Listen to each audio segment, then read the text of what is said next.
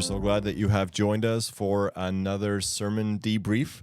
One of these days, we're going to have the whole band back together. I'm joined today with Pastor Sergey and Pastor Kevin. Kevin, we're really glad to have you in the room, brother, and for the Lord's mercy in your ongoing recovery. It's great to have you there. We're missing Pastor Caleb, who's on vacation, and then when he gets back, Sergey, you're going to be on some parental leave.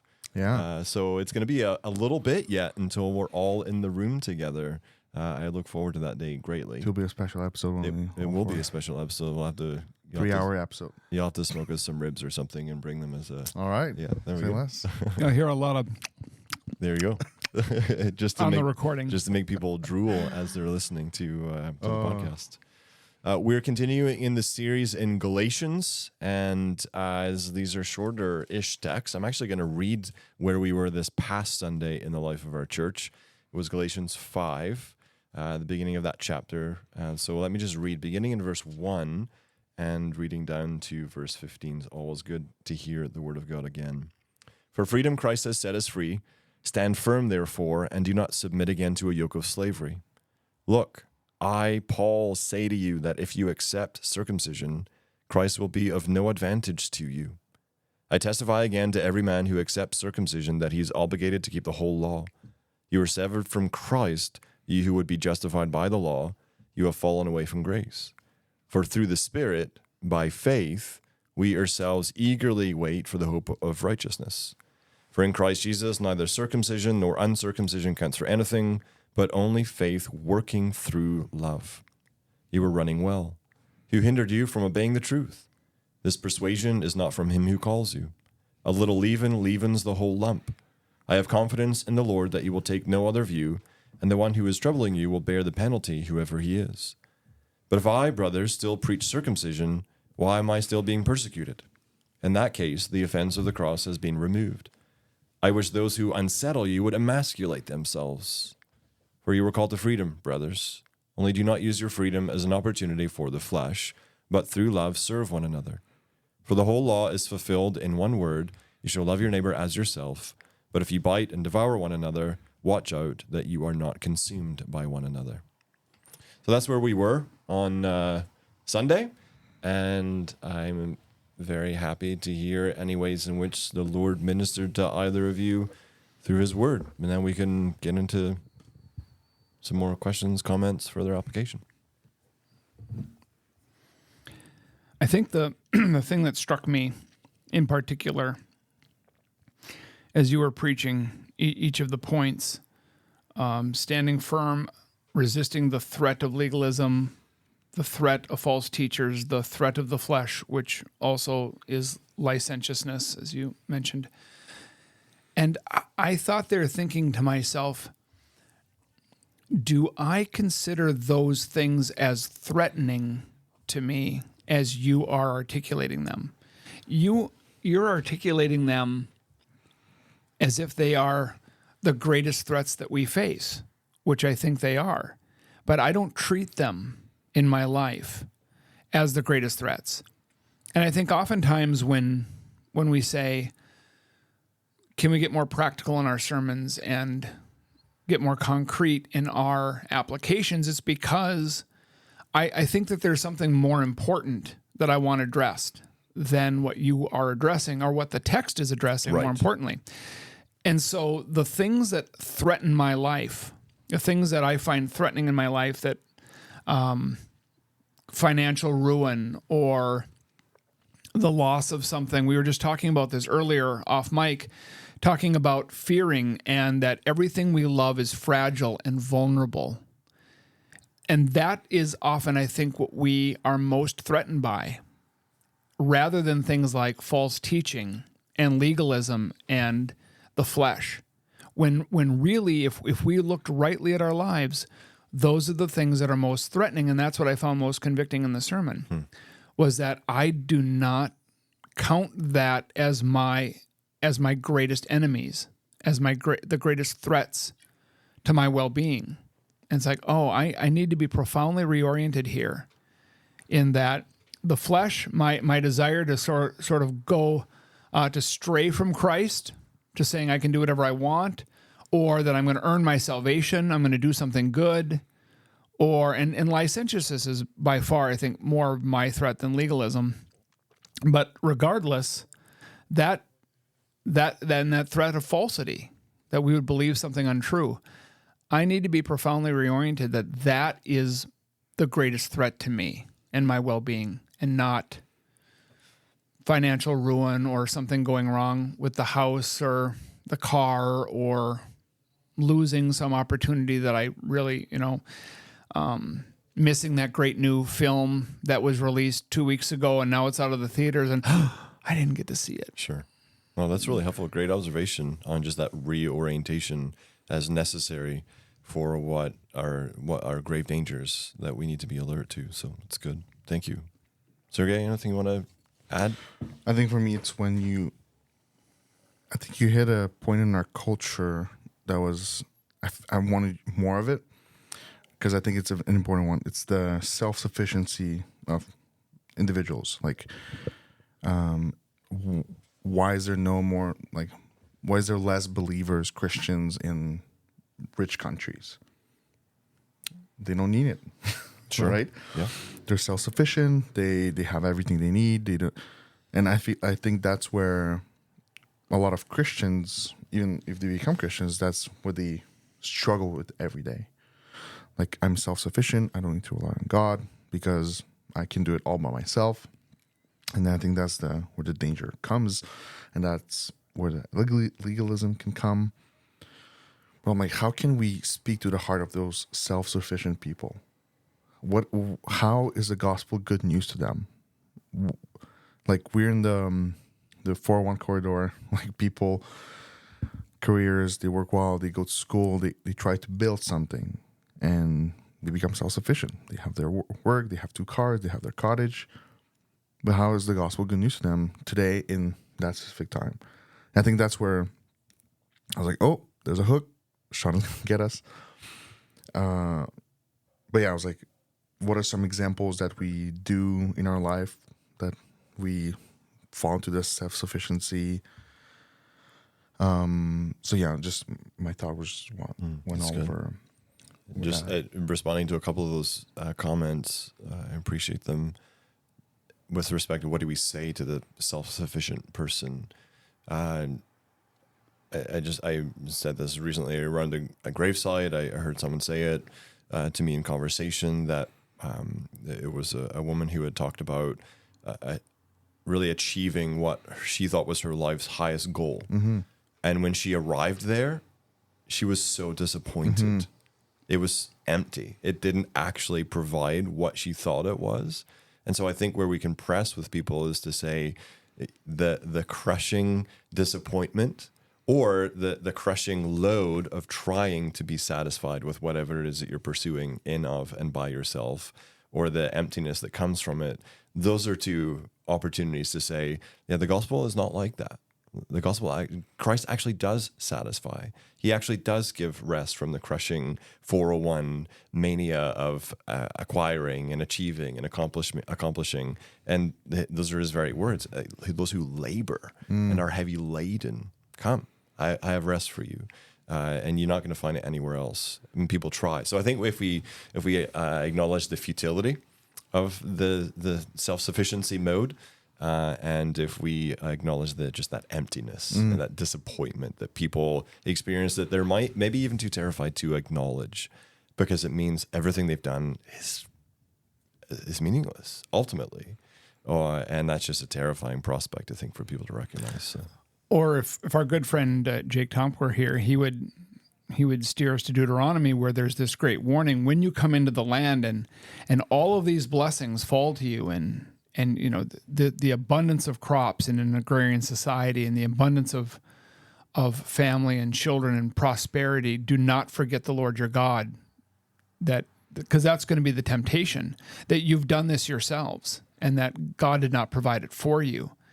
And I think that is a first world problem, that we are doing so well. We think I don't need God, or God hasn't done this for me. Like, all these good things didn't come from his hand in the first place. And yet, when you look at all of the substance abuse, depression, anxiety, suicide rates, all of those sort of markers in this affluent society, we're not doing well. And so there's an indication that we're not able to acquire that which satisfies, that which gives us rest, those types of things. So good comments and driving us to that place. And maybe this is helpful fodder for evangelistic conversations, spiritual conversations with the people where we live, work, and play. So even when things are going well, it takes so little to drive it off course, to go off the rails. From viruses to bad news on the stock market, it takes so little to deride something that's going so well. And that's just the vulnerability that's there. And so we dare not trust in those things, and we dare not think that we are somehow sufficient because things are going well, as if we control any of that. Whereas Christ is as a rock, a sure foundation, he eternally satisfies. There's no fleetingness there. There's no vulnerability. There's no threat to that, the security that we have in him. So I want to go back to another comment you made, Sergey, about what does it look like in our lives for us to embark on that self-sufficient, the legalistic type of tendency. I think one of the key areas that we can look at to see what is my functional sort of understanding of the gospel day to day is look at what you do in the aftermath of sin. So when you sin, what happens next? If there is this, I'm just going to rattle through this list of all these good things, and then if I do those, I'll feel better about myself. Or maybe we are, we don't bust out like the whips or whatever, like the monks of old used to do, but we beat ourselves up in all sorts of other ways. Punish ourselves. So self-punishment is another way that would help us realize, like, okay, is this some type of activity I'm engaging in to make myself seem better, feel better because of sin that I did, rather than going again to the Lord and confessing that sin and trusting that there's forgiveness and just resting in his grace and accepting that he has not treated us as our sins deserve. So look at what happens when you sin. In the immediate aftermath of that will reveal to you really quickly just how much of a legalist you might be. Or the licentious response, which would say, well, that's not that big of a deal. Sure. That wasn't that bad. There's grace for that, and you're probably going to do it again, and there'll be grace for that then too. Yeah, which there is grace for these things. I think it's the demeaning of the need for grace and the magnitude of forgiveness and what that is. Mm-hmm. Like, there is forgiveness of sins, there is grace for our sin, but when we say that we've sinned little, we will love little, as what comes out of our lives, and we will cease to appreciate the value of the grace and the forgiveness that God gives us and the glory of it. If we think we've not sinned very much, then we won't appreciate the grace that forgives us very much.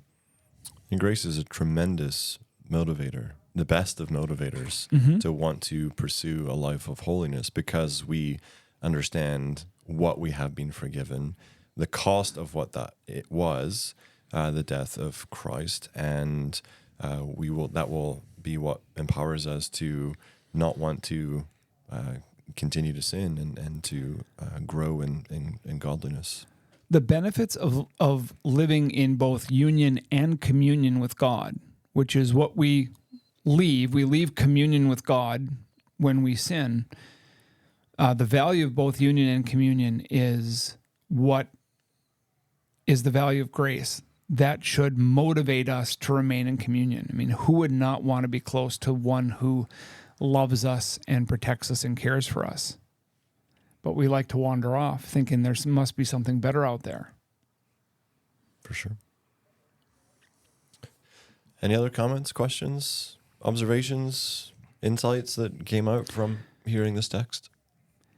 It's so counterintuitive to me that to be bound to Christ is freedom, and to be And to be loosed from Christ is destruction and slavery. I mean, that is so counterintuitive to the way we think. We think of freedom as autonomy, Yes. and that's not what it is. That's not how the Bible talks about it. No, there is no inherent freedom from all authority. That's a myth that doesn't exist. Yeah. So yeah, we're either slaves to sin or we're slaves to righteousness. Those are the two realities. Yeah, And one is freeing, one is not. In the middle of the sermon, I was thinking of who a person Paul Tripp describes as one of his favorite theologians was Bob Dylan. And his song "You've Got to Serve Somebody," right? You will serve somebody. You are never autonomous. There are powers and persons out there that will rule you. And so who are you going to serve is the question. You're not going to serve yourself ultimately. That's good. Absolutely. What about on your end, like under 45-minute sermon? You had probably like 20-minute more content. What did you cut? You know what? Actually, not a lot this week because the last two were rather full for other reasons. So this was a week where there wasn't a lot of additional.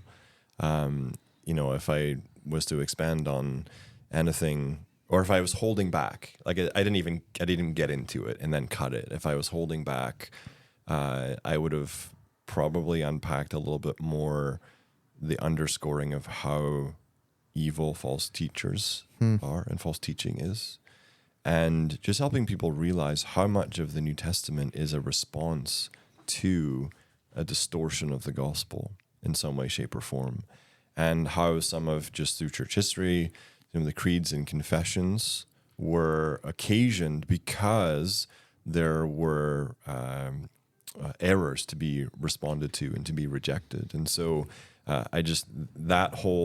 what you were saying earlier, Kevin, about I need to be reoriented to what the threats are. Well, false teaching is an enormous threat, and you just have to look at the volume of the New Testament and all that it's addressing to realize just how much that's a threat. And so I long for people to understand that a whole lot more and appreciate the danger that is, and just being alert to that reality. Yeah, John Piper likes to say bad theology hurts people. Yes, and it does, and so do people who fly under the cover of good theology, but then hurt you because they don't live up to it, right? Yes, and both are dangerous. And false teachers, that they come in both varieties. They can have false doctrine, or they can have right doctrine but live falsely. Yep. And both are harmful and hurtful. Yep. And I think, I'm familiar being from America. We have DEFCON levels, right? Defense levels. Right? When you hit DEFCON 1, you're virtually at war. DEFCON 5, there's pretty much no threats. And when I think of false teachers, and a false gospel, does that put me at DEFCON 1? Or am I just like, that's DEFCON 3 or DEFCON 4? Mm-hmm. And that's that profound reorientation, that we understand the threats rightly in our lives and what really does threaten us, and what might be extremely painful, but not really all that threatening. Mm-hmm. And I think that when we understand that as DEFCON level 1, which I believe it is, then we are perhaps more understanding and even appreciative of how strong Paul's language is when he's talking about those who would hurt people with their bad theology or with their character underneath, hiding behind their bad theology. That it is an egregious reality, and so that's I would have happily unfolded more of that on Sunday had there been time. And sorry, Ken, you. I was gonna say, and for those who weren't there on Sunday, what did you include? In your sermon, right? We're talking about what you left out, but I'm just being goofy. I'll put a link of the sermon in the description. How can we help our people listening to this, discern false teachers, other than listening to Shylin false teachers song? His song, False Teachers. Where he names a bunch. Yeah, I mean, a couple of comments come to mind, and you guys can add to them. I'm sure you have contributions. The illustration is well used of how it is that people used to be trained to detect counterfeit money. They would never handle the counterfeits. They would only become experts in handling what was real. So that's what the weight of the paper, the thickness, the feel of it, the smell of it, looking under it, looking at under certain lights and seeing what. So they were experts on what was real. That's what they do with shoes. Okay, same thing.